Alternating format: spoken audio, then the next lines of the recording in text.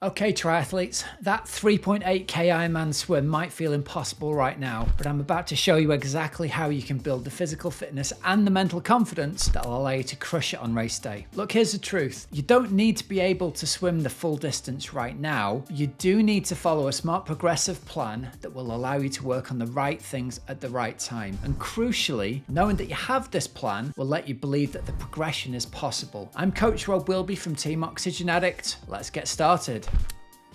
So first up, look, there's no two ways around this. 3.8k is a long way to swim, but the good news is you don't need to be able to do it today. With the athletes that I work with within Team Oxygenaddict, my advice is if you can build up to the point where you can swim 3.8k about 6 weeks before your Ironman race day, that then gives you 4 or 5 more sessions to really build your confidence. If you're interested in finding out more about coaching or you want some help with your training, there's a link in the show notes. You can click that and book through for a call with me and my team. Find out how we can help you best. The most important thing I think that you need to take forward as an athlete right now, looking forward into the future and thinking, how am I ever going to complete this 3.8k swim, is the belief that if you have a plan, all you need to do is get today's workout completed and know that tomorrow's workout and next week's workouts will build on the fitness that you're building today. And if you can complete today's workout, you will be able to complete next week's workout. They'll fit on top of each other, your fitness will gradually build, and by race day you will have the ability to complete the 3.8k. So take the pressure off yourself right now. You don't need to be able to do it right now. You don't need to even focus on trying to build your distance and endurance right now, and we'll come on to why. It's a really common misconception. But if you can just do today's workout today, focus on getting that done, follow the progression of your plan, you will be in a great place come Ironman race day. So first up, there is this common misconception, especially if you've come from a background from cycling or running, that the same principle will apply. You should get in the pool, you should gradually increase the length of your long endurance swim, and that's the best way to get you to Ironman distance by race day. But I'm going to kind of turn that on the head a little bit. The way to think of swimming is it's repeatedly practicing a skill, just like going and swinging a golf club. And if you went to swing a golf club and you were doing it incorrectly and you practiced it thousands of times, practicing that incorrect golf swing is just going to embed that incorrect golf swing. And it's exactly the same with swimming. If you've got stroke flaws and you try to do lots of long distance swims, you're just going to embed those stroke flaws. So we're going to focus on correcting those stroke flaws. We're going to focus on technique focused swim sessions early on in your training plan. And then when we've built a really decent stroke, we're then going to focus on extending the endurance and getting you to the point where you can swim 3.8k. So right now, if you're a relative newbie to swimming and you're swimming, say, I don't know, 1,000 meters, 1,500 meters in a session, maybe you're swimming 20 to 40 minutes in your swim set at the moment. That's absolutely fine, but you shouldn't be spending that time focusing on doing an endurance swim like you would do an endurance ride or run where it's one long continuous swim. That's just going to embed those stroke flaws. What we need you doing is we need you to focus on doing technique-based swims to improve your swim stroke so that all of your swimming will be done faster for the same effort. And come race day, lo and behold, you will then get to the point where 12 weeks out from race day, you've got a really decent swim stroke. We can then build the endurance that you're going to need.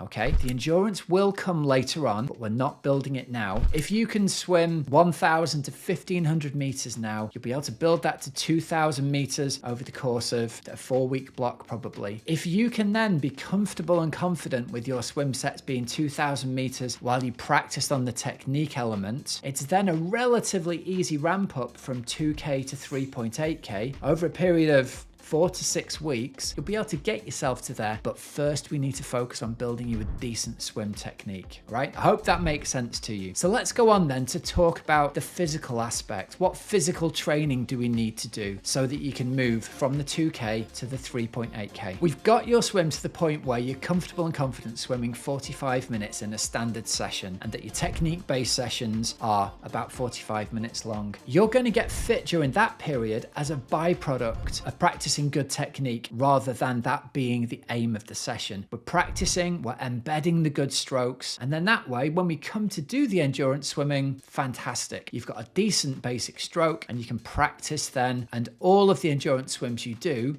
will be embedding that really decent stroke that you've built. Once we're at the 45-minute point and we switch to the idea of we're going to build our endurance swims to get the swim towards 3.8K, think of it like this. If you add 500 meters per week to your endurance swim, or 10 minutes per week roughly, you're going to get to the 3.8K point in about a 6-week progression. That would go something like 2K, 2.5K, 3K, 3.5K, 4K. There's even space there for a week in the middle to step back as a recovery week. And in 6 weeks, you've gone from your endurance swim being 2K to your endurance swim being close to 4,000 meters. That's over a 6-week period. If we start that build 12 weeks before race day, you've then got another 4 or 5 or possibly 6 opportunities to swim the 3.8K distance in training. And that way you're going to be totally confident come race day. I mentioned earlier that we're not going to do this as simple as a long endurance swim. It's not going to be the same as a long ride or a long run. It's not going to be continuous. We're going to break your swim down into repeated hundreds. The hundreds are going to have a break of about 3 to 5 seconds after each one. You're going to stand up, you're going to take 3 deep breaths, and you're going to set off on your swim again. Now, the purpose of these is not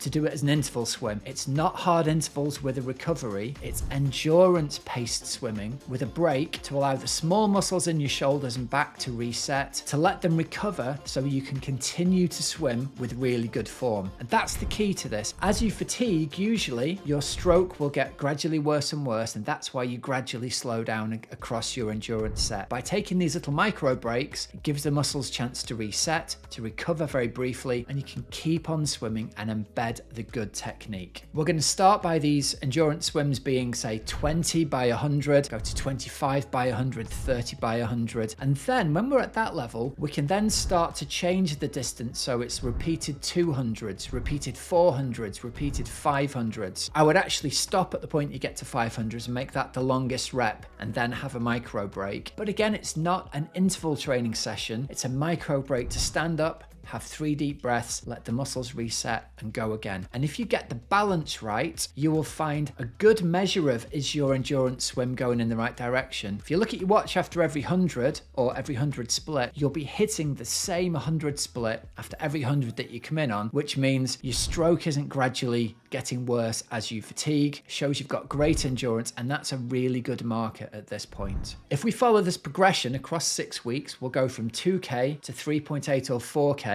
across a 6-week block. We're still 6 weeks out from race day. We've then got the opportunity to take these longer swims and do them in open water. We can do them either initially as laps of an open water venue, and then we can build to the point where we do continuous 3.8K swims. But the key here is it's specific to the demands of your Ironman race. The closer you get to race day, the more specific you're making the session. The closer you get, the more chance you're going to have to do longer continuous swims. And ideally, I'll have you do 1 or perhaps even 2 complete 3.8K continuous swims before Ironman race day. That 6-week progression takes you from 2K to 4K and then 6 weeks to practice in open water. And you will then find that you not only have the physical ability to go out and deliver a great confident 3.8K in open water on race day, but you also really believe that you've got the ability to do this and you're totally confident the long way. So remember, the key point here is don't have to be able to do it today, you just have to have confidence in the plan that you've got, that the plan is going to get you to the point you'll be able to do it by race day. And if you follow this plan, it's actually going to get you there 6 weeks before race day. So plenty of time to practice. Hope this video has been useful to you. If you're interested in finding out more about coaching with Team Oxygenaddict, click the link